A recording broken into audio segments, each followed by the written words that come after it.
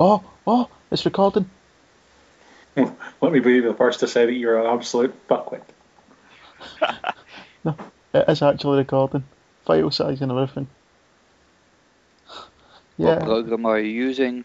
the one I was using for the first few weeks that just stopped working randomly. Now it started working again randomly. All right, we'll just need to make sure that this one is actually working. Yeah. So I really don't want to review this again. No. Right, I'll tell you what, I'm going to go for a piss, so you just talk for a couple of minutes and I'll come back and see if it's actually recorded. All right, okay. Can I suggest a topic, subject? Yes. Gav's Maw, discuss.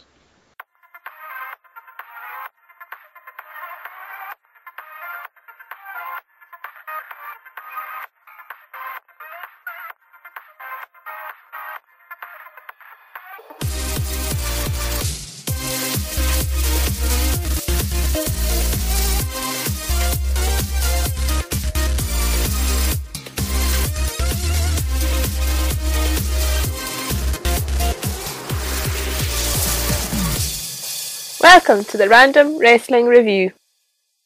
Welcome everybody to this week's edition of the Random Wrestling Review. We took a little hiatus last week, mostly because we recorded the pod, and then when I listened back to the recording software, decided to rip the cunt out of me once again by mashing all the voices together, so it sounded completely shit. Whereas normally it sounds absolutely wonderful and great and tremendous anyway, you know. Well, usually you can understand what we're saying. It's not like somebody would say something, I'd laugh, then I'd make the point that I made 20 seconds ago. But, a competent producer might hold their hands up and take blame for this, but since it's me, I'm going to say it's nothing to fucking do with me. Anyway, let's start as always by introducing my team. Coming back as always after an eventful week for him after finding his first pube, it's Gav. Oh.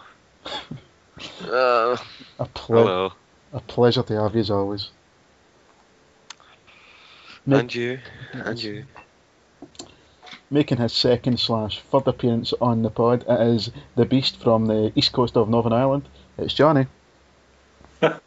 Oh man, I tell you what, there's people out there who know me are going to listen to this and think I'm an absolute arsehole. Hiya. By the way, that was some excellent fucking off-the-head geography there. I totally took a punt in the dark with the East Coast. And it's the West Coast, by the way, I should say. No, is it? No, it must be the East. No, it's East, yeah, you're right, yeah. Aye. Never eat shredded wheat, is that it? Yeah. Aye, because you come off the West Coast of Scotland, so you must hit the East Coast first. Yeah. Aye. Yeah. I don't know. My geography wasn't my strong point either. Nah, I done fucking modern studies. And anyway, talking about Far East, it's the man that adds a European flavour to the pod via Edinburgh. It's Dutch. Hello. So, gentlemen, how are we doing this week? Anything exciting happening that you want to share with Podland this week? That probably fucking... Really, no. No, that probably fucking sums it up. If we had anything interesting going in our lives, we probably wouldn't be sitting here recording a wrestling podcast. Exactly, but yeah. Graded unit and all that kind of jazz, you know, I just want college to be over with. Yes, fucking joys of Scottish I need college. I need to point out Gav's taste in matches. Oh, shut up. I know. Do you think we're even... It is on tape. Yeah. Name and shame him. I was going to give his wee website up a fucking punt, but I don't even know if it's worth it. Or his blog? It's not my website. Well, you fucking wrote for it. Your name's on it. Andy, please give it a wee plug anyways. I'm sure we'll do. I'm sure I will. I'll see how I'm feeling. If you're good to me. I'm always nice. Nice to the boys. And now we've got the first bit of homoerotic banter out of the way. Let's start with Review of the Week. It's time for Review of the Week on Random Wrestling Review. So, well, we've missed quite a bit since the last time we were here. We've Missed Extreme Rules, 2 episodes of Raw, 9 out of 10. 9 out of 10s, 4 out of 10s, and apparently TNA are still going, so let's go from this past week's edition of Impact. Johnny or Gav is a resident TNAers. What's going on in that mad mental world? Well, they're having... Sorry. You go, Johnny. No, go on. They're having a fatal 4-way tag team match at Slammiversary. Bad Influence, the Dirty Heels, the Mexican Twats, and James Storm and Gunner for the tag team titles. Is that it? James Storm and Gunner? Yep, That's Gunner. what was Braden Walker not available to come back as Chris Storm then? Or Brandon Walker. not Chris Storm, Chris Harris. Knock, who's here? Brandon Walker. And there's something stupid going on. Billy Ray's told Brooke Hogan he loves her or something, and this is going to lead up to Brooke Hogan turning and joining, obviously. Sting is fighting. Who's the champ? Oh, Billy Ray. Yeah, same guy. Sting is D'Lo Brown. He got kicked out. Yeah, we know that. Sting is fighting Billy Ray. If Sting doesn't win, Billy Ray, or no, if Sting doesn't win the world title, Sting can't challenge for the world title again, which, as a guy who's well into his 60s, obviously means so much for the future of his career. And Shark Boy was back last week. That's kind of about it. Does he still have his Stone Cold gimmick? Yep. Oh, awesome. Give me a shell, yeah. I like how Hogan ruined it. Like in the opening interview, oh, I saw Shark Boy. Ruins the surprise. Suicide came back as well, if I'm not mistaken. Was the Yeah. role model. Mickey James won the Knockouts title as well. So she's now the first person to hold WWE Women's Championship, Divas Championship, and TNA Knockout. Well, she was already that anyway. She's been True. champion. Times she won it. Gail Kim? Gail Kim was never Divas champion. No, I suppose not. The Japanese Canadian woman. Yeah. Well, surely she must have been the first person. She was the first Knockouts champion. Yeah, so She was the first one to hold knockouts and women's titles. Aye. WWE and TNA titles. Yeah. She just touching on Gail Kim. She's just fucking. Not to go into too much of a social rant here, but she just totally fucking sums up feminism for me. She moans in bitches for fucking years that she got underutilised in the WWE, so she goes to TNA, and as soon as the WWE come in with more money, she goes back to them to do the same fucking shit that she done the first time. Cow. You know, sounds a bit like somebody else that used to be in a tag team with another guy with blonde hair. You've lost me. Christian, Yeah, well. last, you're on your own. See that I've started on that. I'm going to continue here, just on the subject of women. I was watching a Superman thing this week on Netflix, and basically what happened was Superman had been poisoned by Lex Luthor, and he was dying. So he reveals himself to Lois Lane. Well, Clark Kent reveals himself to Lois Lane as Superman for the first time. He just put his glasses on. No, well, takes them off and fucking undoes his buttons. Oh yeah. But anyway, the point is that Superman explains to Lois that he couldn't tell her that he was Superman before because he was trying to protect her. But instead of doing what any normal person would do and going, oh, aye, that makes sense, fuck it, aye, Lois goes in a fucking bitch fit, then shoots him with a kryptonite gun. Fucking woman, man. Fucking woman. I didn't really follow any of that, but Nah, fucking ignore it. I just had to get that off my chest. It's been bugging me all week. Anyway, Must have been our time of the month. I know, bitch. what I hear about women, right, and this is off the total, what I hear about women is this whole, there's absolutely no reason to hit a woman, and that's absolute nonsense. You want to be a feminist. If you figure there's a reason to hit a man, then there's a reason to hit a woman. Just because she has a vagina doesn't automatically mean she's this frail, fragile wee thing that you can't hit. If a woman comes at you with a knife, knock her the fuck out. Eloquently put. Exactly. Basically, all feminists could be sorted out just by giving them a hard shafted. That's at the end of the day, that's all they want. Let's be honest. It's a wonder how we've still not got any requests for a female contributor yet, isn't Well, it? depending on how heavily you edit that, let's go into saying, yeah, we will welcome any female contributor, because the guys who've contributed to the first couple have now buggered off on us, it seems. So Well, we had our wee bitch, Alan, but he buggered off. I mean, Just joking. don't get me wrong here. I mean, I love women. Both my mother and my girlfriend are women. Really? True story.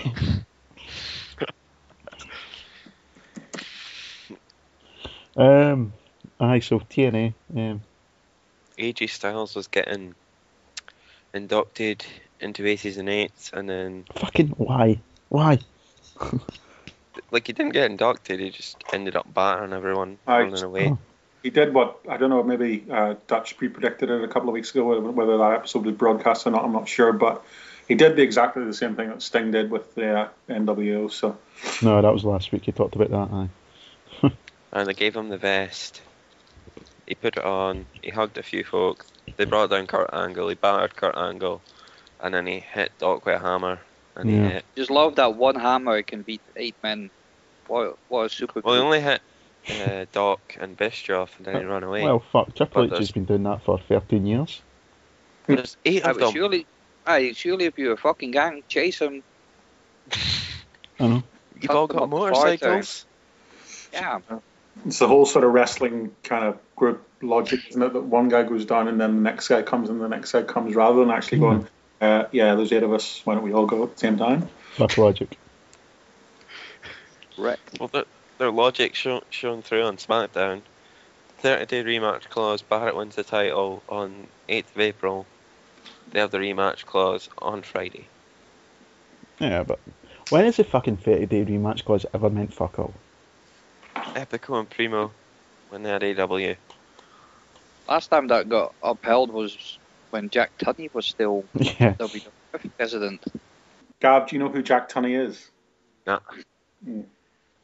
I fucking hate you. No, the last time they upheld it was Epico and Primo in 2012. Do you know something? See if you actually watched In Your House 1, you would have known who Jack Tunney was. You did. Your house one with Yeah. a pillow Gav, fish. Gav, you need to seriously go back and watch some early 90s stuff rather than relying on this stuff from like 2010, because I know. SummerSlam 2010. What show do you want to review this week? Could we do SummerSlam 2010? But No. the Nexus. Fuck the Nexus.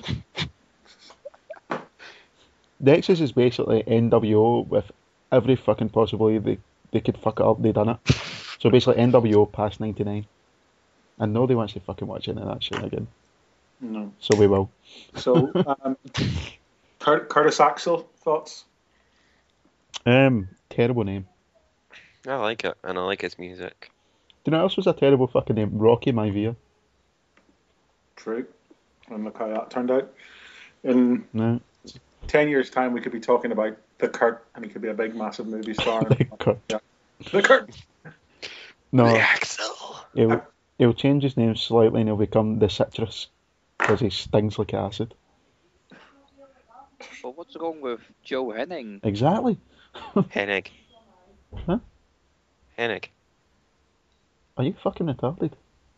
And Matt Stryker, he said it was Hennig. He had a wee rant about it. Michael Cole was saying it was Hennig. look, if you don't know who Jack Tunney is, you have no Yeah, you have no point of right reference here. protecting us. You're like a child that wanders randomly into the middle of a conversation. You have no point of reference. Does anybody get the reference? What'd you say, sorry? Did anybody get that reference? Aye, so WWE, the last man standing match at Extreme Rules, which ended with the last man standing not winning the match. 9 out of 10. Fuck, aye. Apparently, according to Gav, was a 9 out of 10 match. Aye, but Cena said that they both missed the count because the referee was counting. But the referee didn't say a fucking word when they got back there. Cena said that on Raw tonight, that the referee counted us both out and that was it. It was a draw. The referee clearly never counted. The referee but was too maybe he was busy. counting when he was running to the back. What in his head? One Yeah. Mississippi, two Mississippi.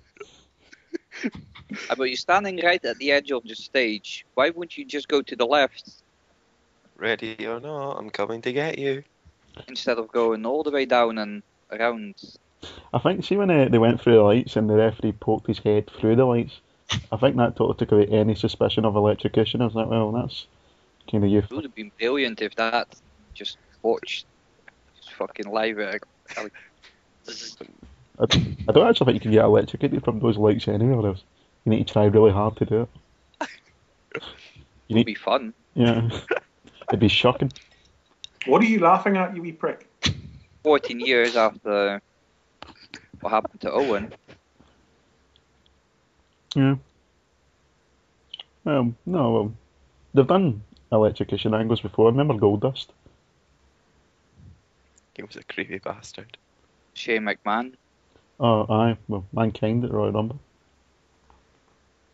Yeah, so electrocution's featured quite prominently in the WWE. The Shield winning the gold. And we know how important titles are in the WWE these days. Especially the US title. Oh, fuck, eh? Haven't really meant anything since John Cena had it, really. Santino Huh? Marella. No, I wasn't watching back then. no. Do you not remember John Cena's US title spinner belt? Yes. I mean, I was 11 and 12 when that belt came out, and it was clearly targeting people my age, and I seen it and went, that's fucking stupid. Yeah, but not everybody's as clever as you, eh? Oh, that's true, man. I hope your mother soaked your mouth for saying that.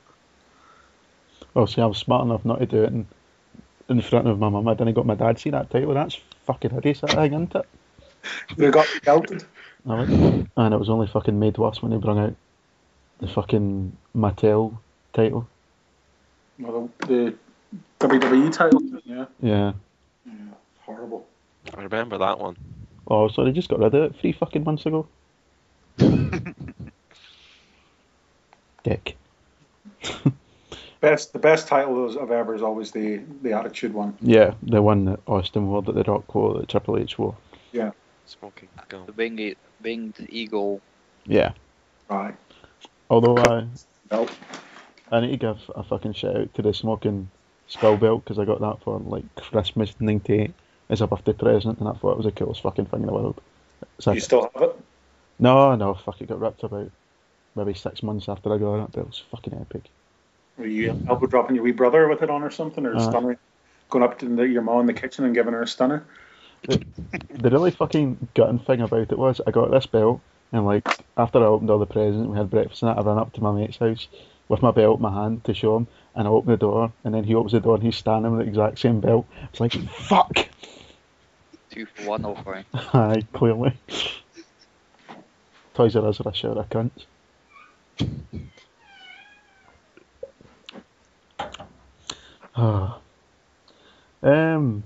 One thing I never had wrestling toys or belts or shirts.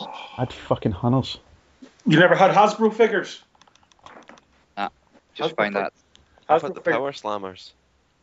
Hasbro figures were years ago. They were like the early 90s figures.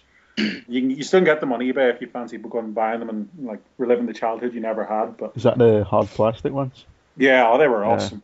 I had the squishy, like I think they might have been Hasbro and Mattel ones, but like it was like Owen Hart and Austin and Jeff Jarrett. Jarrett. I've still never heard them in wrestling call him Jeff Jarrett. Show me You one were video. getting moaned at and follow. I know, They're saying people are Jarrett. moaning at me, but I've never seen one video where he's referred to Jeff Jarrett. I don't know if it's just an American accent, but it always sounds like Jeff Jarrett to me. Nah, but with wrestling toys, as I mentioned, Sorry, aye.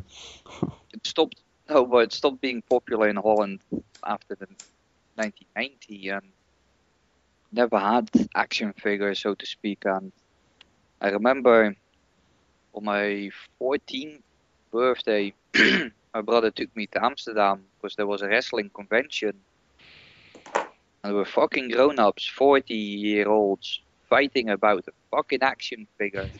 That's why I said I'm never, ever going to own a shirt, an action figure, or a belt. Because, nah. I've got a Cena t-shirt on now. Yeah, for my last WWE, my last ICW show, I got my own personal shirt printed, me and my pal. The Monty. No, it said Polo is God, and when Polo's on, cheer like fuck. What I want to know is why 40-year-old men were going to Amsterdam and worrying about wrestling clothes. That's a good point. Surely there's a lot more things to do in Amsterdam than go. I know, that's what we did after. Do you know what? I'm sick of all these hookers and weed. Why don't we go and look at wrestling figures? Or clogs or tulips. Yeah. Shithole anyway, Amsterdam. Never been to Holland. Holland's good, but Amsterdam's I've been to Leerse, which is in the Dutch part of Belgium, so that's close enough. I like Belgium, as I said, but Amsterdam, nah. Yeah, I think The city, but it's just a shame. People that live there, I don't like them. closest I've been to Holland is France, I think. Unless Italy. Is Italy closer? No. No, France is closer now, of course. And geography champions on this podcast. Yeah, fuck. It's like saying the closest I've ever been to Scotland is France. Well, I think the closest you've ever been to hell is Paisley, so... What do you folks think of getting to see Del Rio versus Big E Langston? Not once, not twice, but 3 times in the same week. Well, I never wanted to see Brock Lesnar versus Triple H once, twice, or 3 times. I never wanted to see Del Rio versus Langston once, twice, or 3 times. So at least they'll be consistent. The first match wasn't that bad, Who? but then they just said, "Oh, let's chuck it on main event as well." I'm like, "What's the point?" I'm like, "Oh, I know what we should do. Let's put it on Raw as well." But why is Langston going over Del Rio if he's the number 1 contender? They're building Langston to be a champion. No, that guy. Aye. They probably are, but that guy's never fucking champion material. Well, I think he's quite good in the ring, but it's just that stupid bloody singlet. Nah, he's shit. I'm sorry, he's just shit. And his cocaine cloud entrance. With double E's. I mean, he came out for 6 months, never wrestled, but always wore his fucking wrestling gear. With Yeah, a fucking always suit and tie and wear look like a big bastard. He's just another one in the long line of people who are crap that Vince seems to like. I mean, it's everybody goes on about Vince's fetish for big guys. Yeah, that's all it is. Just another generic big guy. Yeah. Ryback. Chalk Lesnar. Hey. I was going to say, if you put him in a suit, he reminds me of Mr. Hughes, but Yeah. Gav wouldn't even know who that is, so just for his benefit. I was watching Unforgiven 99, I think, with Mr. Hughes against Chris Jericho. Chris Jericho's first ever pay-per-view match. Maybe that's wrong, I don't know, but it was a fairly decent show. Mr. Hughes could actually wrestle a wee bit. Did Tony Atlas not come out with Mark Henry for a wee while in like suit attire with like the sleeves missing? Yes. Mark Henry's had some fucking weird managers down the years. Teddy Long. Fucking Yeah, started Nation of Domination. true. Clarence Mason, Yeah. another one who Gav doesn't know. Remember Rodney Mack? Remember Jazz? Aye. Bird? Aye. Big. Aye. She was there. She was bigger than he was. Mm. Biggie Langston. Bet she had a bigger cock as well. Yeah, she was of the Shaniqua quality. Nicole Bass Loyal. Nicole Bass, she was a scary looking cunt. They're all scary. Yeah. I mean, I don't even think I could summon up the courage to have a go in Nicole Bass. Oh dear. But So yeah, Raw seemed to be just the usual. TNA was rubbish, and Punk's coming back. Curtis Axel. Yeah. Punk v Jericho at Payback. That'll be good. Oh, What do you but think? did you like it at the end with that Curtis Axel? He beat Cena by count out, and the commentators just went, "Oh, there's Curtis Axel in the ring. We won." Yes. Has anyone ever bet Triple H and John Cena in the space of a week and looked weak? Don't think anybody's ever beat. Well, true, aye. Think of that though. He's beat John Cena and Triple H in the space of a week, and he looks like utter shit. That's another thing with. I mean, Sorry. no fault of his own either. I mean, that's just fucking poor booking again. Fucking guys. Progression. Yeah, but even if you look at the fact that Ziggler has got a concussion, he's been off the TV for what, 2-3 weeks now? Yeah. Triple H gets a concussion. Well, okay, he gets a concussion, Triple H. They don't find out until the next day. He stays off for a week, and he's back next week. Essentially, you're saying, well, our world champion's less fit than our COO. Well, whatever the fuck he is now. I posted in Twitter during Extreme Rules how fucking stupid the WWE were. They had Dolph Ziggler out with a concussion because of a punt to the head, and they had Randy Orton win a match like that, and he's not used that move in, 2-3 years? That was for the hometown crowd, though. Yeah, but let's promote concussions for the home. Yeah. I mean, did anyone in that arena really give a fuck that Randy Orton was there? Oh, but as I mentioned, they do all that, and at the same time they donate 1.2 million concussion research study.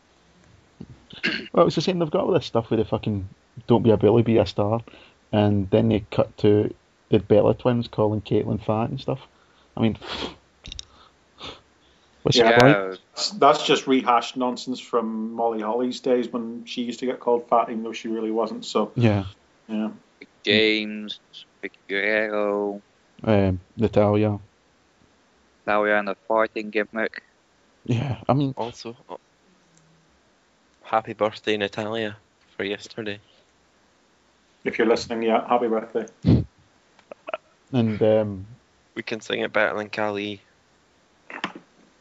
Did you watch Backstage Fallout? Because no. Sweet Tea threw a wee strop because he loves to sing and he didn't get to sing. Are they actually calling him Sweet Tea? Yeah. Yes. They should have just called him the Hip Hop Hippo again. That was a fucking quality gimmick with Scotty Taylor. He must be making some amount of money because he was one of the major stars in Japan, wasn't he? Mm-hmm. And now he's dancing. So, his sort of Mark Henry kind of thing. Maybe they're just trying to get him out of his contract, and he's just saying, "Nah, I just I don't care if I'm made to look like an idiot." Speaking of Japan, fucking major news coming out there this week with Kenta retiring. I can count on one hand the amount of Japanese matches I've ever watched. Yeah, I used to watch a lot of Puro back in the wrestling channel days, but just because it was on. But like the last 5 years or no, I've not really watched maybe a dozen matches that I found on YouTube or whatever, and it's usually just guys like Daniel Bryan. I usually just watch their match to see what they've done in Japan. Kenta Kobashi retired, not Kenta. Yeah. Do you upset someone? Japanese. Oh, well, you got Kenta and you got Kenta Kobashi. Kenta is the guy that CM Punk stole half of his move from. Did I not say Kenta Kobashi? Nah. Alright, well, Kenta's fine. Kenta Kobashi's still going. Not bad. Do you watch a lot of Japanese stuff, Dutch? I've tried, but just couldn't get into it. But I'm trying. Well, I've purchased a few Japanese shows, so I'm gonna give it a go. Yeah. Just refreshing. Purchased, aye. Correct. I'm watching something else than just WWE and TNA. Yeah. Like ICW, for example. Last 2010, Gav. Anything else? Got anything that you'd like to add before we end this segment? The WWE active vote thing, where it was Miz, special announcer, referee, commentator. I hope they should have just added the option goes to TNA, because that's where he's going to end up. Because he's really getting on my tits now, the Miz. Just ban back up a sec. So because he's getting on your tits, that means he's automatically going to TNA, yeah? Yep. Vince McMahon is going to listen to this podcast and go, hey, Miz is getting on Guy's tits. Let's give him his release, 90-day release clause, yeah? Yep. And then with the total non-stop action, TNA, tits and arse. Well, me and Vince are tight as fuck, so I'm sure it listens in. So you have to mention the best thing, Bray Wyatt. What about him? Coming. Husky Harris? Was there a debut video for him or something? Yeah. Oh, all right. Well, he's on NXT, but is he getting the? They're coming. Is he getting the Wyatt promotion? family. They're coming. Good stuff. He's who's his brother? Bo Dallas. Bo Dallas. His dad's Mike Rotunda, so Yeah. I don't know who his brother is. Bo Dallas. Was Bo Dallas on? Was he ever on WWE TV before? Yeah, sure he had. Yeah, Royal Rumble. He had this thing with Wade Barrett. Yeah. Which they dropped after 2 weeks, 3 weeks. Yeah. Right, so I think now just about do. Now it's time for Join us ICW again Insane just in the a Membrane. wee minute for this week's feature presentation. We're going to be doing something a bit different than usual. We're going to be looking at the Scottish wrestling scene, and we're going to be reviewing a show from June, I believe, either June or July 2012. It is Insane Championship Wrestling, Insane in the Membrane. Back in a bit.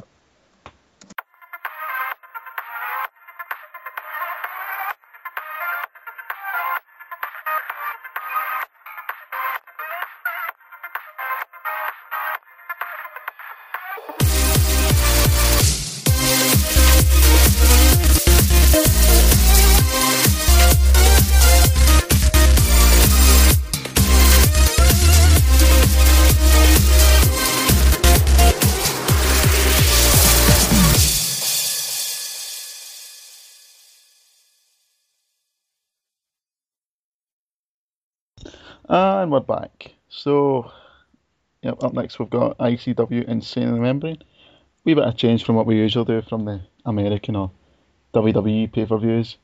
The reason we're doing this is, well, as with all of us, well, two of us being Scottish actually. Well, there's more of there's supposed to be more of us, and the most of us was supposed to be fucking Scottish, but now there's two Scots, a Dutch and a Northern Irish guy, so there's two Scots and there's two guys living in your country taking your taxes. cunts. Or jobs. I would say taking our women as well, but that's usually by force. So, anyway, as I'm the only one that's actually ever been in an ICW show, I'll tell you a wee bit about how I got involved with. How I got involved. I've never fucking wrestled a match from an end, but how I started going to ICW matches. About this time last year, I was writing an article for a student magazine who fucking took an age to publish it, by the way. But anyway, I was writing an article for them about being a wrestling fan. So I contacted a few of the local Scottish companies like the Scottish Wrestling Alliance and ICW, and ICW got back to me and said, come along to our next show, we'll get you backstage and you can talk to some of the guys. I went, right, fucking awesome. So I got to their show, which was called Up in Smoke, and went backstage, which as a lifelong wrestling fan was pretty fucking cool, being walked through a wrestler's locker room, even though it was just the bar in a club that I'd been in hundreds of times before. But so I spoke to a guy called Jack Jester who's on this card, and two of the female wrestlers, Kayla Ray and Carmel, and a brief conversation with Mark Dallas. It was basically, hello, how you doing? Thanks for doing this. So yep, and I've been a ICW fan ever since. So yeah, that's that wee cute story about my love story with ICW. Cool story, bro. Thank you. Right, so what for the three viewers, what was your previous knowledge of ICW before we reviewed this show? It sounded like just a crazy night where all the blokes went and got pished and got to see folk get mashed off tables and shit. I will. I think you told me you were doing it, so I think I probably was interested. But was ICW where that was where Drew Galloway came from, wasn't it? Yep. Yep. He said that on the podcast, yeah. So First ever heavyweight champion there. He was. So I probably knew who they were, but I had no real experience of them. But now that I've seen that event, I'm interested actually. Dutch, you're going to the big show in Edinburgh in August. Yeah. Your first ever wrestling show. Correct. Yeah, as I said, I'm looking forward to it. It's just with it.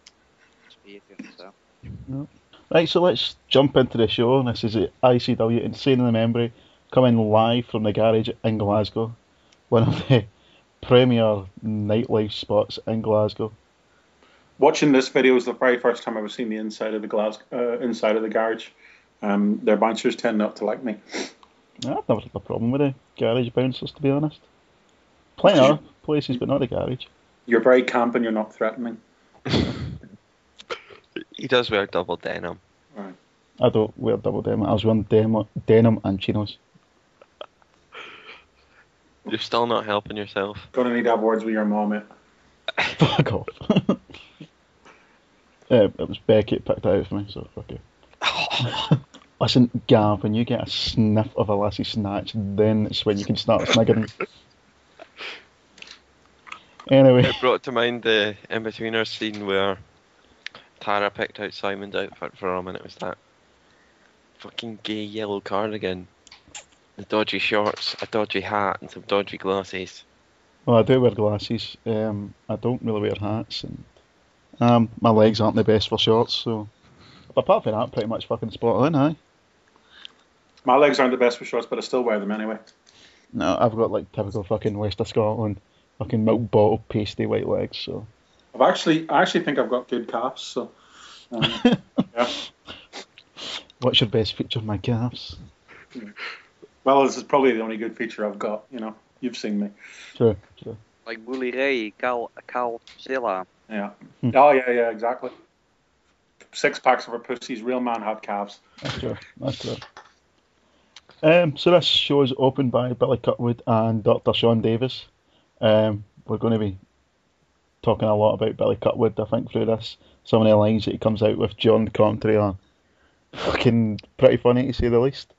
He's a crazy bastard. Yeah, he's really funny. Some of his stand-up stuff. I've never went to see him live, but like just watching his stuff on YouTube after seeing him at ICW events, he's really funny. I would recommend him. Is he a stand-up comedian? Does he have any other kind of like role, or is this his only kind of gig? No, he's actually quite like in the Glasgow scene anyway. He's quite well known. I mean, he does a lot of comparing, I think, for like certain comedy nights. Right. Cool. So the first match is the first match of the semi-finals of the tag team title tournament to crown ICW's first World Tag Team Champions. It's between the Coffees, Joe and Mark, and Dickie Divers and William Grange, the STI, the Superior Talent Initiative. And yes, as they come out, their theme, or their shirts at least do say, "It's time to get infected." The STI are accompanied to the ring by their valet Sarah, who's the kind of lassie who you'd probably think... the kind of lassie who's probably the source of that infection. Well, it's the kind of lassie you'd be like shagging her and you'd be meaning to her.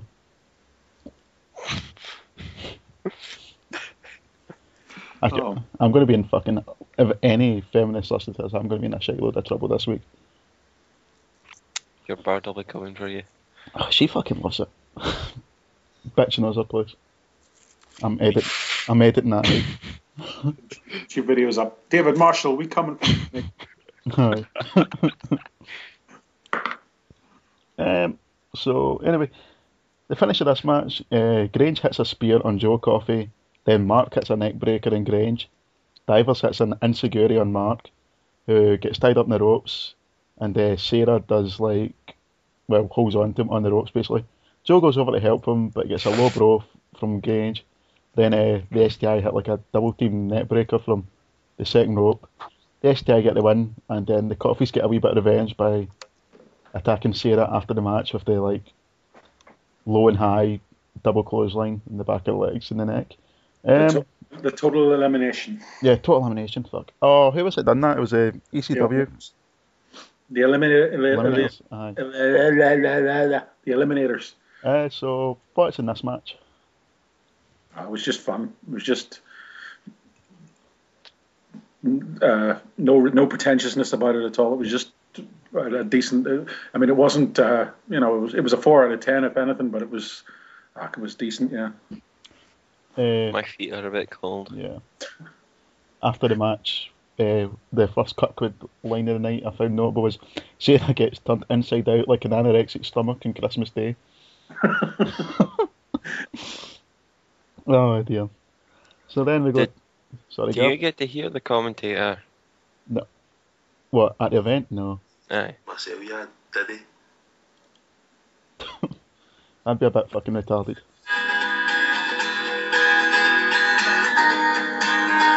Sorry, but my mate just Snapchatted me playing the guitar, and he's shite. Is he a bit gay? What's that? Is he a bit gay? He is a bit gay. He's actually on follow, and I will out him now. His name is Ben Sherman on follow, and he's a complete homosexual. I'll just search him then. He's probably banned, actually. His name used to be Ben Sherman anyway. I don't know what it is now. Bend over, probably. Gay guitar. Gay guitar, We then cut to the second match, which was a freeway dance or a triple threat, whatever your persuasion is, between. Two different things. So what was it? Well, I suppose. Well, it was a triple threat because it was like one fall to the finish. Right. This match consisted of the Teen Sensation Christopher, who was accompanied to his ring by his bodyguard, Mr. A-Lister, and his sports entertainment agent, Mr. James R. Kennedy. The other two competitors was the other challenger, Andy Wilde, and Noam Dar, who is picking up a lot of interest now from TNA. And looks like he might be on his way there in the near future. Only 19 years old as well. Lucky him. Lucky him. Well, for a guy who only really does this part time and does like a history degree at Glasgow Cali, it's not bad getting a wee holiday in America for a couple of years doing wrestling. Oh, definitely not. Uh-huh. And a really talented guy as well. Some people would do anything to get out of Cali, won't they? There was a fight in the other. So, yeah, before the match starts, Christopher comes out wielding the kendo stick of Chris Renfrew, who's like one of the biggest, well, at this time, one of the big faces of the company. He's like really got a Scottish Stone Cold gimmick. He's just a overweight bald guy who drinks beer and bucky. So halfway through the match, Renfrew comes out and chases Christopher and his crew away, which leaves it basically a one-on-one match with Wilde and Noam Dar, which really should have, in all honesty, from a booking sense. What's the guy's name who's going to TNA? Noam Dar. But really, that should have been the match in the first place, because at the event I was at, Noam Dar and Andy Wilde were a tag team, and they were in the first round of the tag tournament against the Coffee Brothers, and Andy Wilde was in the Boston Crab and he was going for the tag. Noam Dar held his hand out looking for the tag, and just when they got there, pulled his hand away, spat in the face Andy Wilde and walked out.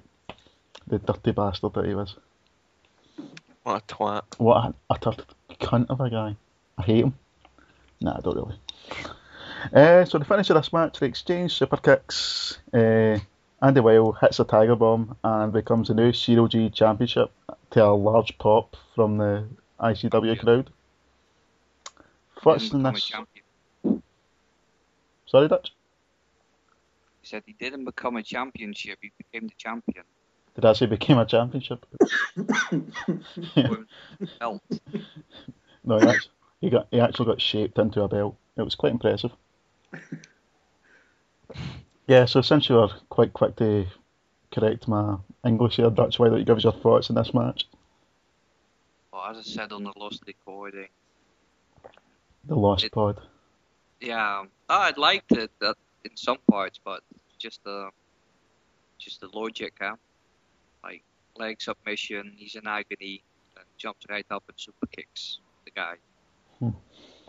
was that fucking twat in the front row. Lion guy. The Lion Man. Go on. Nah. Nah. You're a fan of Lion Guy, I believe. Nah.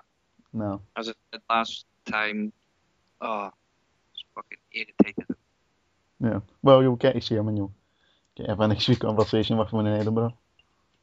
I'd imagine.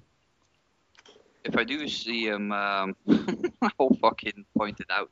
I don't care. Listen, mate, I think you're a cunt. And just nut him. Aye. I fucking hate lions.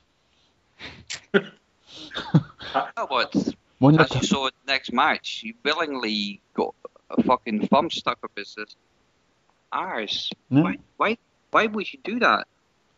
Well, who are we to judge people's sexuality? We are, if not nothing but an open-minded pod. Except females, they can go fuck themselves. And then send them to us. Anyway, we cut back to the ring with the ring announcer, who I still don't fucking remember his name, and why didn't I research this in the last week? Anyway, the crowd at this point are chanting, "We want Grado," but at this point they don't get Grado, they get Scottish wrestling legend Drew McDonald, who helped to train Triple H, and it's mentioned in Jericho's book. A real old school fucking evil hard bastard of the European wrestling scene. One of the ITV crowd, wasn't he? Yeah, I think he was, like, in the old world of sport, yeah. So he comes out, he addresses the crowd, and like just basically says how great ICW is, how great the ICW fans is, the usual stuff. He's then confronted by Ofcom, the official community, as they're also known as. The crowd start chanting, "Fuck them up, Drew, fuck them up." Ofcom complain about McDonald's language, who retaliates by calling them a bunch of fucking idiots. Ofcom attack him. Wolfgang comes out, makes a save, but ultimately gets the numbers game, catches up on him. And then Grado appears from the crowd and is quickly ushered away into the back by the ICW black shirt security guys. Mark Dallas then comes out and makes a match between Ofcom against Wolfgang, McDonald and Grado, and the crowd goes fucking crazy. This was Grado's first ICW match, and I believe it was probably Drew McDonald's first and only ICW match as well. So, what do you know about the man known as Grado, who's become something of a massive cult phenomenon in the last year? He looks like a twat. You going to say it to his face, Gav? Fine. Because he will fuck you up. He'll hit their own slice in the wee boot and then jump in. He seems to be somebody who's making a lot of effort. Not that he sorry. He seems to be making a lot of effort in his in his work, and it's paying off. The fans seem to absolutely love him. So I mean, he's a guy who knows his limit. I mean, he isn't like the best professional wrestler out, so he just goes out and goes, "Fuck it, I'll just do what I need to do to entertain people," and he does. Like a certain lumberjack guy with a beard who jumped off a cage that the match that Gav hasn't seen and has become pretty much one of the best cult heroes ever in wrestling. Yeah. See, after this, Johnny, go into YouTube and like just type in Grado entrance. He comes out to Madonna's like a prayer. It's fucking awesome. I never thought I'd be in the garage with a group of grown men singing a Madonna song. Which one? Like a prayer. Oh, fucking hell. Right, anyway, well, this match was basically fucking a stramash. Ofcom got the win. James Scott comes out, who was feuding with Wolfgang at the time, attacks Grado, and Ofcom get the win. Nothing special. I mean, what are you expecting with a match? It contains like an old guy in it. But the aftermath of this was Mark Dallas comes out after the match, and for the next show after this, he made it Team ICW against Ofcom in a Glasgow street fight. There's something else for you to look up now. The first Glasgow street fight they done in Apollo 23 and beside the Bacani bus station where they ended up fighting on a bus and inside Sunnyworld. A couple more cut quick lines after this match. He says, "I fucking hate those guys."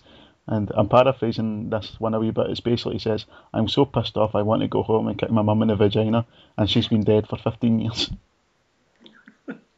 Some of his commentary is excellent. There's one guy he comes up with. This guy's been on a world tour, Russia, China, Bridge. Yeah, that was Joe Coffey, who has actually been from Coatbridge to Tokyo. So the fourth match of this was a last stand match. I cannot fucking say that for the life of me. A Last man standing. Thanks, Gav. Between Mikey Whiplash, who was accompanied to the ring by Lolita, Jam O'Malley, and Carmel and Kayla Ray, who's a good limit lassie. Your thoughts on, firstly, Mikey Whiplash? Crazy bastard. Mm-hmm. For those of you who don't know, Mikey Whiplash does a whole SM gimmick, and I've seen him come out in a latex nun costume, a latex nurse uniform, just an all-round like corset and like gimp stuff. He's fucking. He's like a kinky doll Ziggler. He's nothing like a kinky doll Ziggler. But he's just a nutcase, yeah. Yeah, basically. Yeah. He's fucking good though. And he was going up against Jack Jester, who was the guy I interviewed. Cena of TNA, Jack Jester, because he never seemed to stay freaking down. No, not at all. Jester took a barbed wire fence and a screwed up referee to sort that match. No. Yeah, some of the spots in this match were crazy. Like, yeah, I mean, it was just a fucking all-out, ultra-violent match. Yeah, I mean, I would have liked it if they chucked them off the. I mean, the crowd they're playing to in the garage, it can't be that big, so they actually go through that. That's, I mean, fair play to them. I've been a wrestling fan for a long time, but I could never actually do stuff like that. I'm too much of a wimp. So yeah, I think the biggest crowd I think they got was for the show in January, and that was 1,100 people that were inside the garage. I'm going to break that. I'm going to break that in August. Yep. I don't know where. Is it worth it? Obviously, we don't know how much they get paid, but would you do that for I don't know. little to no money? A guy like Jester, he goes like all over Britain doing this. I don't know how often he does it. If it's just like at the weekends or that. I know like you've got like guys at Jimmy Havoc who like, I think they said he's a web designer during the week or something. But this is these guys' lives. I mean, you need to be of a certain mindset to do this thing. Oh, true, but to give the cow. Well, again, fair play to them because I mean, guys like that guy going to TNA and these guys, they could end up going somewhere. They're McIntyre. I mean, fair enough, he's buried every week, but at least he's getting out on TV and people know who he is, and he's probably getting paid a lot of money. Yeah. And he was married to that Karen Terrell, which, you know, fair play. What's her name in the Fed? Tiffany. Aye. She was ECW manager or something, wasn't she? So she was. She was general manager of ECW for a while. And Drew still couldn't get a push. Do you not think that they have Drew talking a dodgy accent for some reason? Like on Raw, they were like, "This thing's only good for the girls." Well, he's from Ayrshire and they all speak like fucking spastics anyway, so. Aye, but it's like they've said, right mate, you need to be American. Well, if he's got a thick, like, Scottish accent like you or I, they're also going to need to dumb it down so the Americans can fucking understand what he's saying. But then they've got Jinder Mahal, who's just like, chicken korma. Fucking Great Khali. Nothing he says makes sense. Happy birthday to Natalie. Can that guy actually genuinely not speak English? He can speak limited English. How long's he been in fucking America and he still can't speak English? Well, I mean, it could be a Funaki thing. Apparently, Funaki was pretty good at English, but I had him say was indeed. Because he was a road agent for years, Funaki. He was an evil bastard. What were they called again? High and Tide? Kantai. Kind Tide, was it? Aye. High and tie. Yeah. The angle with Val Venus, choppy pee pee. Choppy your pee pee. Oh. Apart from Taka Michinoku and the other guy, Funaki, who were the other three members of Kantai? Don't know. Can anybody remember? No idea. Dojo. Can you remember, Dutch? Yeah. I think it was Dick Tojo. And Dick Togo, sorry. Kaz Hayashi, Men's Teo. Wasn't Kaz Hayashi, he was WCW, but yeah, Dick Togo, Oh, Dick Togo, Men's Teo, and Mr. Yamamoto Shad. is the guy. Interesting. there were more members if you look. There was in the Japanese one, yeah. Do you remember the, I think it was Royal Rumble 2000 where Dick Togo. where one of the one that wasn't Funaki got thrown over the top rope Taka Michinoku. and fucked his face off the ground, and they kept replaying it every 5 minutes with Jerry Lawler just pushing himself laughing at it when the guy was like genuinely hurt. He never wrestled again after that. Did he not? No, so. There you go. I mean, you could tell the guy was obviously hurt just Sure, he did. Did he? Yeah, well, I think he still wrestles in Japan, but might have not wrestled anymore in the WWF. Yeah. Jester against Whiplash. As we said, this match was just an ultra violent, fucking lots of gory, hardcore spots, which is emphasised with the finish, which was Whiplash on the top rope, and he hit like a fireman carry drop onto a board of barbed wire, and as soon as he lands, like Jester's back just like starts pissing blood all over the place, and he's down for a 10, and Whiplash gets a win. Fucking crazy stuff. But then that wee creepy referee just started going 5, 6, 7, 8, 9, 10. Yeah, well, And Jam that- O'Malley was in and like started counting, but even so, I don't think it took much for the fact that the guy was fucking badly bleeding from his back. Jam O'Malley seems a bit like a twat. No, he's actually a nice guy. No, like the character. Well, he's a deranged, fat, gimp referee. I mean, With the black and white lines painted on his chest. yes, and like, fuck my arse and, Tutu. and his back and stuff. I prefer Yum Yum. Yum Yum's a man. Aye. The fifth match was a Scottish World of Sports rule match between Chris Renfrew and Jimmy Havoc. What does that entail? Well, for those that don't know, the old World of Sports British wrestling matches were round-based matches. Every round would last about, 2.5 minutes, 3, 4, 5 minutes. And basically this was the same, except it was a hardcore match, and in between every round they had to take, like, it was like a double Jack Daniels and Coke and a shot or something. So It was absolutely nuts, this match. Absolutely. it was. Absolutely crazy. I mean, I'm not 100% convinced that they were really drinking alcohol, but they made it look really, really awesome. Well, Could you really perform that well and booze? I don't know. But I mean, the one thing I was a wee bit sort of puzzled by is they're calling it a Scottish World of Sport. and they're drinking Jack Daniels, aye. And vodka. Where was the Buckfast? Where was the Tenants? Indeed. Where was the Mad Dog 2020? Come on, guys, get it together. Even for whiskey, where's your Bells, your Grants, or whatever? Sake, that just totally ruined it for me. Blackbush. Yeah. So this match there was no falls.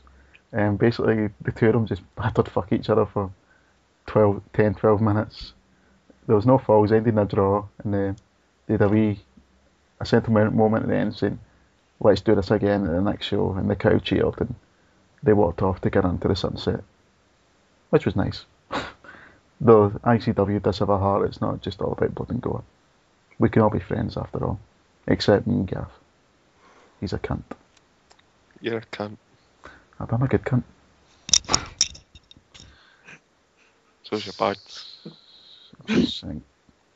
No. Sixth match was the second tag title tourney semi-final between Johnny Moss and Kid Fight against my favourite thing about ICW, the Bucky Boys. Skipped it. Oh, you're a fud. You had 2 weeks to watch this and you never. Neither did I. Probably should have watched it today, but I've got Fall at New Vegas, I've got WWE 13, and I've got Torchlight 2 to play. What's your commitment, Gav? Johnny, did you watch this? Same place as your job, Dutch. No. No. I've got a graded unit today. But I'd watch most of the rest of it. The Bucky Boys won. Fuck yes. Are the Bucky Boys? Is that as the name says in the tin? Is that like Buckfast Neds kind of thing? Yeah, it's the manager's the wee man from YouTube fame, if you remember his stuff. Oh, yeah. Aye. I've got Davey Blaze and Stevie Boy, who's also from Linwood. They're now the current ICW tag champions. They won it at the same show, the Get Your Rat Out show that was on the same night as WrestleMania, in a ladder match against the STI, and when they won, the place went fucking ballistic, man. It was brilliant. Yeah, so the Bucky Boys were the only real tag team in this. Kid Fight is usually in a tag team with a guy called Liam Thompson, who make up a team called Fight Club. So where are they built? Where are the Bucky Boys built from? Where do they say they're from? They don't really do proper froms. They don't do one for Davey Blaze, and then for Stevie Boy, sorry, they say he's from Jenny McKayle's worst fucking nightmare. Which is true. As I also hail from Jenny McKayle's worst fucking nightmare. Not Linwood, you mean? Yep. That's where that guy's Could from. be worse. He's from Linwood. You could be from Dumfries. I know, because in Dumfries they've got wee cunts like you living there. I don't live in Dumfries, so. Well, wherever you're from. I'm sure it's shite. That's a lovely big castle. Anyway, getting to the end of this, let's try and wrap it up quickly. The penultimate match, James Scott comes out and he says that Mark Dallas has forced him to have a match, so Lionheart comes out, who is continually screwed over by TNA and is now gone into like semi-retirement. What do you mean by that? Well, during the gut check thing, he came, when they were doing the fans voting of who they wanted to see appear on it, he came top of the polls twice, and twice TNA just ignored it. Yeah. Which was nice of them. Yeah. Well, look at what happened with Adam Pearce, you know. True. Anyway, this match, the finish of this was that Wolfgang came out to distract James Scott for interfering with his match earlier. Lionheart took advantage and got the win. Yay, Lionheart. I was at his retirement show a couple of months ago, and yeah, it was where he actually wrestled Wolfgang, because they were like best friends in real life. And that was the last ICW show in the Classic Grand as well. Really good night. Probably the second best ICW show I've been to that night. Really good. And the main event was the ICW champion Red Lightning taking on BT Gunn. This match was a short, messy stramash. They come out and BT Gunn just starts attacking Red Lightning. Mark Dallas comes out and says, no, do it properly. They break up. Red Lightning takes the centrepiece of the belt, not the actual belt because it's ripped in two, which would lead them to getting a new, proper, shiny, nice looking belt. Red hits him over the head with the centrepiece and gets it free and retains the title. And that was ICW Insane in the Membrane. So, thoughts and feelings on this show. Let's start with Gav.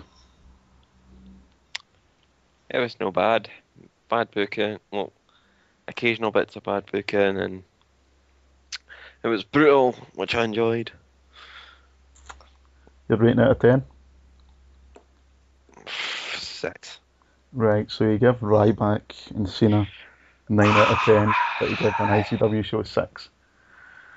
That's plenty out of That's you. a that's a 2.5 hour show. That's a 20-minute match. There's a bit of a difference. No, Fucking kids, man. I know, tell me about it. Kids these days. Dutch, is somebody who's going to go to the first ICW show, what did you make of this as your first viewing of the promotion? Oh, as I've mentioned before, I didn't know the backstories to the matches, so just going by first viewing, just didn't really like it, to be honest.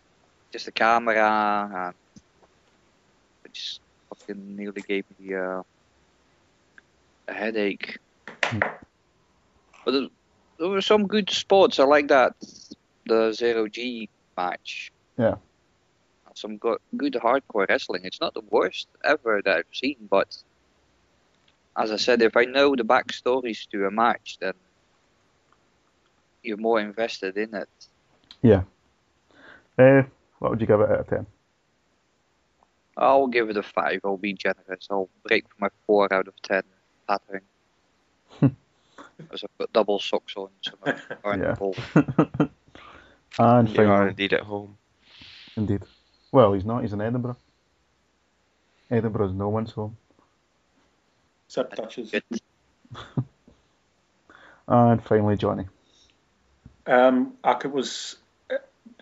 It didn't take itself too seriously, which I liked. There was a sort of atmosphere of casualness about it, and the commentators were out just to entertain you and make you know, it was funny. They weren't taking it seriously the way WWE and TNA would do, and it was good, harmless fun. Some of the matches were a bit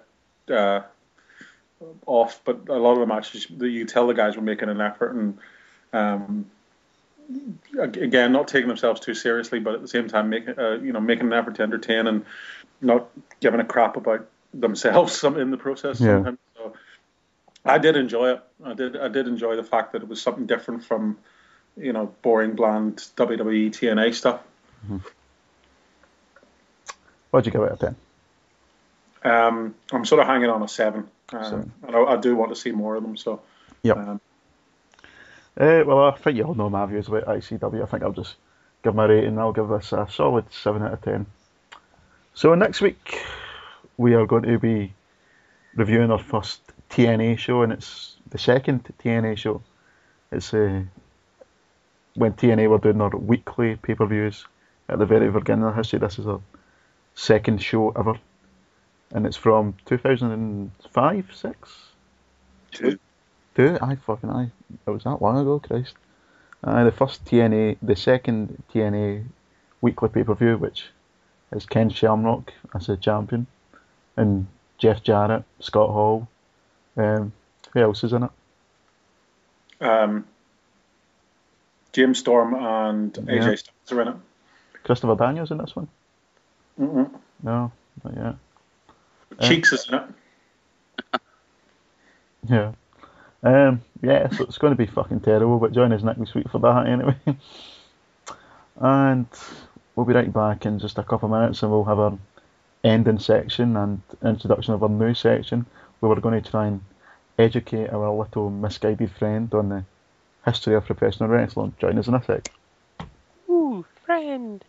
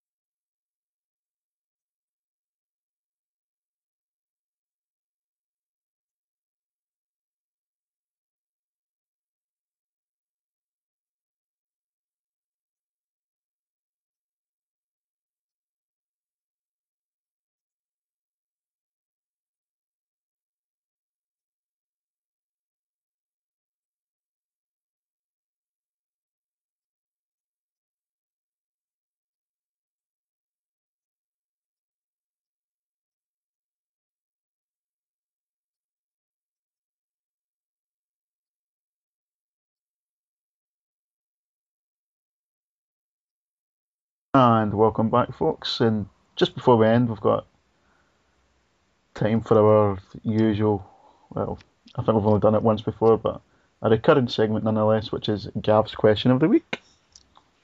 Well, this week, the question is, if you were a wrestling superstar, what would be your theme music?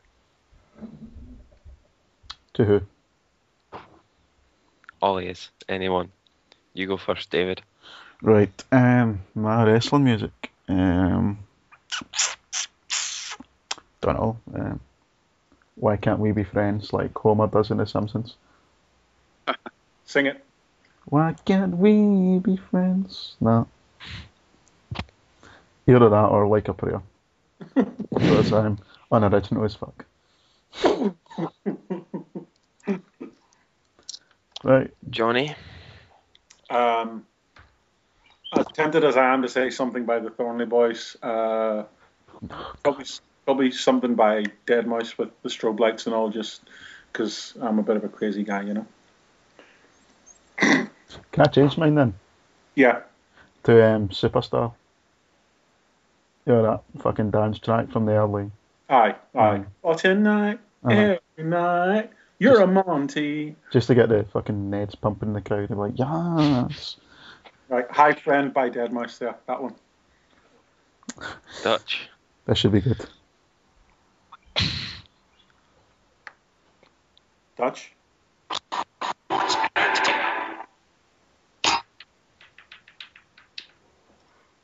Da-da. Bushwhackers. I thought that was the Macarena. Fucking Bushwhackers, man. I tried that the other week with Simon. It's a lot funnier when it actually works, isn't it? Yeah, you scare them off as well, man. I know. You can edit it so that it does work, Em. Yeah, I'll cut out the spaces. Well, that was Gav's question. As insightful You as haven't in. had my answer yet. Aye, what's your answer? I go. Well, Johnny mentioned Alice DJ earlier in the week. I had a look at the stuff, and that would probably be my theme song because it's just fucking brilliant. Do you think you're better off a prod?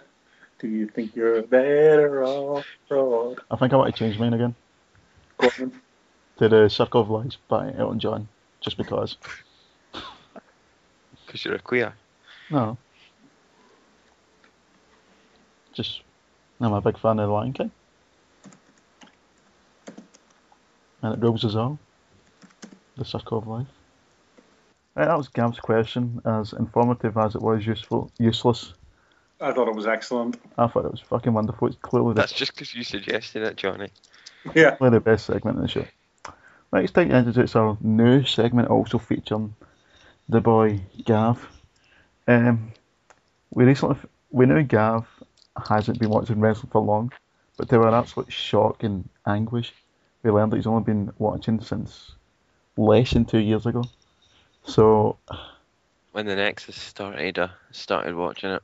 no, it's about 3 years ago then. So, but anyway, the rest of us have decided it's time to educate Gav on professional wrestling. So, what we're going to do is we're going to give him one match, one important or good historic match to review on his own every week, then to build his own wrestling repertoire.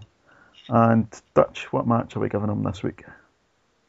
Well, as Cena and Ryback are facing each other in the 3 stages of hell, I think the best one to pick for we Gav is the 3 stages of hell between Austin and Triple H 2000. Excellent shout. Looking forward to that, Gav.